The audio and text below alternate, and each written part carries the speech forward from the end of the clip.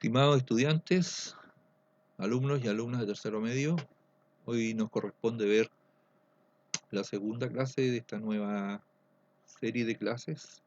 Estamos viendo el tema de la argumentación y hoy día nos corresponde hablar sobre las situaciones argumentativas.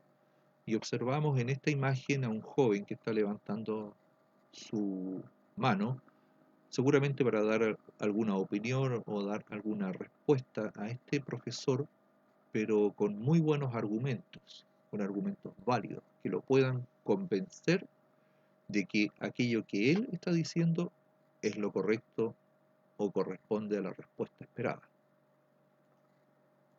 Hoy día vamos a hablar sobre los tipos de situaciones de comunicación argumentativa. Ahí tenemos las situaciones privadas y públicas, situaciones formales e informales, situaciones orales y escritas, situaciones inmediatas, mediatas y diferidas. Vamos a ver la primera de ellas, que son las situaciones de carácter privado y o público. Vamos a ver la situación privada. Suele ser una situación de comunicación simétrica, es decir, entre pares, por ejemplo, entre dos compañeros de curso, que tengan intereses particulares. También hay que indicar que es informal, oral e inmediata. Y aquí se da un discurso dialógico habitual y espontáneo, que ocurre en situaciones cotidianas. Por ejemplo, cuando un alumno da, por ejemplo, una razón para preferir comprar una camiseta en vez de un libro. Situación habitual y espontánea. Y tenemos las situaciones públicas, y dentro de las situaciones públicas tenemos 5 tipos: el discurso académico, discurso periodístico, discurso político, discurso literario, discurso judicial. Y en la imagen tenemos la imagen de un joven, de una persona que lo más probable es que esté dando un discurso de algún tipo de estos que está aquí, pero no solamente vamos a entender como discurso el pararse frente a un micrófono en un estrado, sino que un discurso también puede ser algo escrito, una idea planteada, una conversación entre personas. Vamos con el primero de ellos, el discurso académico. Ocurre en situaciones no cotidianas, como cuando el profesor o alumno defienden una determinada posición en un debate. El discurso académico se reconoce como una situación de comunicación formal con interlocutores muy específicos que utilizan un lenguaje propio de la disciplina y cuya función principal es convencer. El segundo de ellos, el discurso periodístico, por ejemplo, se da cuando un periodista deportivo informa sobre los últimos hechos de violencia ocurridos durante un partido. Es muy probable que haga una interpretación personal de lo ocurrido, comentando las repercusiones del hecho. El tercero de ellos es el discurso político. Este lo encontramos en los debates parlamentarios, en las asambleas gremiales, en las reuniones políticas. Tiene por función convencer con respecto a determinada acción o idea según algún modelo ideológico. El cuarto de ellos es el discurso literario. Literatura. En la literatura es posible encontrar ejemplos de la mayoría de las formas de argumentación, siendo una muestra histórica de las formas de pensar y argumentar de la humanidad. Tenemos como ejemplo la literatura didáctica, y la finalidad de la literatura didáctica es persuadir sobre determinada moral o determinado tipo de conducta. El último de ellos es el discurso judicial. Este tipo de discurso es un discurso argumentativo, público por excelencia. Tiene por función disponer el juicio de quien oficie como juez a favor o en contra del acusado. Allí es fundamental la acusación y la defensa. Y cada una de ellas proceden con argumentaciones muy bien preparadas. Pasamos entonces a las situaciones de carácter formal, informal. Y observamos en la imagen una pareja que está muy relajada conversando quizás sobre la vida, la naturaleza, etc. La primera de ellas, la situación formal, un discurso argumentativo con modalidad formal, generalmente público, ocurre cuando, por ejemplo, en una junta de vecinos un diputado participa en un foro para presentar un proyecto de ley que favorezca, por ejemplo, a las mujeres jefas de hogar. La siguiente, la situación informal, un discurso argumentativo con modalidad informal, típicamente privado y oral, ocurre cuando, por ejemplo, dos amigos se encuentran en la calle y conversan sobre cómo preparar una fiesta sorpresa para un amigo en común, cómo preparar el próximo carrete. Ustedes se manejan en eso. El siguiente tipo son las situaciones de carácter oral y situaciones de carácter escrito. La situación oral, el carácter oral le otorga particularidades a la argumentación, ocurre de manera típica en la comunicación habitual y es muy espontánea.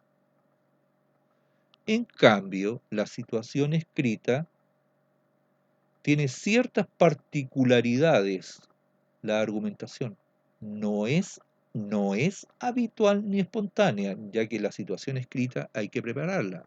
Tenemos que pensar qué es lo que queremos escribir y de qué manera lo vamos a hacer. Pasamos a las situaciones de carácter inmediato, mediato y diferido.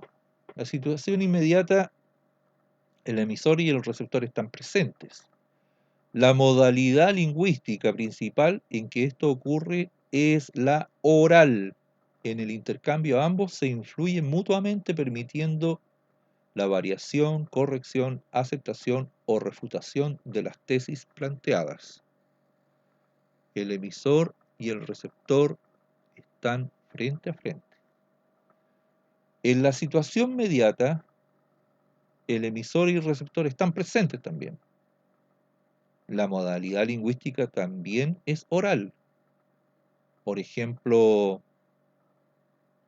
en una conferencia o panel con audiencia, en primer lugar el expositor presenta una tesis sobre un tema, posteriormente el auditor, por escrito o de modo oral, expresa opiniones o preguntas referidas a la tesis. La diferencia con la anterior es que las respuestas no son inmediatas. Tenemos la situación diferida, y aquí el emisor y el receptor no están presentes. Por ejemplo, cuando leemos el periódico, vemos alguna noticia, es la noticia de ayer, y nosotros lo estamos viendo hoy día en un diario, ¿ya? Pero eso ya pasó. El autor de la noticia la escribió ayer. O por ejemplo, ahí en la imagen aparece un locutor, supuestamente en una radio, él está dando a conocer una noticia que ya pasó, ¿ya? Pero si es, también puede ser hoy día, pero él está lejos en el espacio, está en otro lugar, está lejos en el tiempo, en otro momento.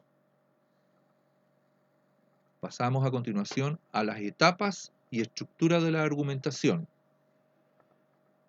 Las etapas son la introducción, desarrollo, conclusión. El discurso argumentativo presenta tres etapas o fases. Introducción, se plantea el tema y la tesis. Desarrollo, se exponen los argumentos, razones o premisas que apoyan la tesis. Y la conclusión, se resume el tema y o repite la tesis. Y aquí vamos a dar como ejemplo una conversación entre amigos aficionados a la arqueología, que se inicia en un diálogo argumentativo, de introducción. Son Ramón y Miguel. Ramón dice: estupendo, ahora que ya sabemos quiénes van en esta excursión arqueológica, ¿cómo la organizamos? Miguel responde: basta con que decidamos el sitio y la fecha y ya está. Esa es la introducción. En el desarrollo se debate sobre el tema, ¿ya? Ramón dice: ¿estás seguro? Y Miguel responde: sí, siempre que se piensa mucho algo, sale mal. Cuando vamos de paseo con mi familia, nos decidimos de un momento a otro y salimos nomás. Y lo pasamos muy bien. Es más, el otro día leí en un reportaje que el 90% de los viajes que los viajeros califican de inolvidables y exitosos son emprendidos sin mucha planificación. Y la conclusión, Ramón dice: tienes razón, Miguel, decidamos cuál será el sitio y la fecha y listo. Miguel responde, dice: vamos entonces. Ahí tenemos la introducción, desarrollo y conclusión. Etapas de la argumentación. Ahora, en cuanto a la estructura de la argumentación, bueno, de más está decir que toda argumentación tiene que ser sobre un tema, ¿ya? La tesis es qué sostengo o qué opino sobre el tema. El tema va a ser, por ejemplo, prohibición de fumar. Y la tesis me dice o dice: el acto de fumar debe prohibirse en todo el país. La base es ¿por qué opino de eso? ¿Por qué opino eso? La base sería: los fumadores no solo enferman sus propios pulmones, sino que además hay fumadores pasivos como niños, adolescentes y ancianos que terminan más afectados. La garantía es ¿qué aseguro? Y la garantía de este tema sería: las personas que fuman deben dejar de hacerlo porque lo más seguro es que se enfermen gravemente. Y el respaldo son los datos que entrego para fundamentar. Y en este ejemplo de prohibición de fumar pueden ser datos estadísticos, hospitalarios, citas de autoridades en la materia, etc. Entonces, la estructura de una argumentación primero tiene que tener un tema, tiene que haber una tesis, tiene que haber una base, tiene que haber una garantía y tiene que respaldarse en algo, el respaldo. El ejemplo ustedes ya lo tienen, estudien, repasen, cuídense y nos vemos en una próxima oportunidad. Adiós.